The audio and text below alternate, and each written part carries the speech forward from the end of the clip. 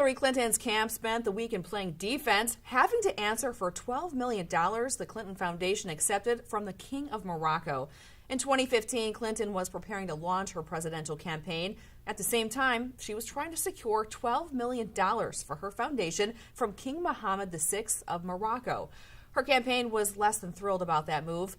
On Fox News Sunday, Chris Wallace asked Clinton campaign manager Robby Mook about the controversy.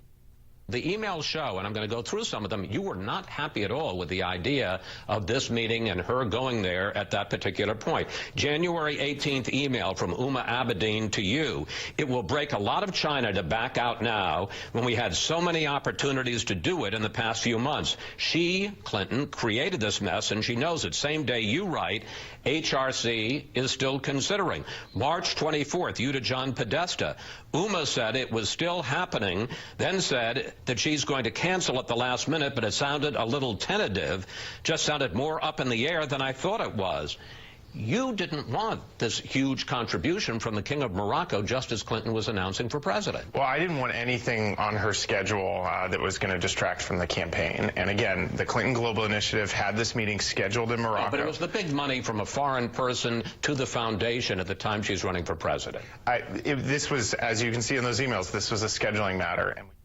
Mook there maintaining that it was all just a scheduling issue, essentially saying there's nothing to see here, like corruption. Mook quickly pivoted to the source of those email leaks, claiming that the Russian government intercepted John Podesta's emails and passed them on to WikiLeaks. These are stolen documents, stolen by the Russians. It's now confirmed from John Podesta. They are being put out for exactly this purpose.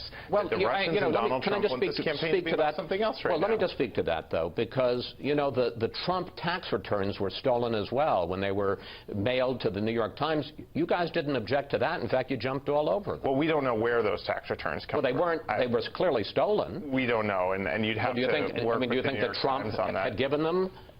I don't know. I don't know how they got to the New York Times. I guess what I'm saying is if we're looking at the fruits of that theft, and I will call it a theft, it's fair to look at the fruits of your theft. I think what's particularly disturbing in this situation is that the intelligence community has now confirmed that John Podesta's emails and the DNC emails were stolen by the Russians. I know about the Russian connection. I'm talking about the $12 million from the King of Morocco and the fact that this continues to sort of show the line between private and public and Hillary Clinton and the Clinton Foundation. I think we got to look at what decisions were made. There was a meeting in Morocco. Secretary Clinton decided not to go focus on her campaign here.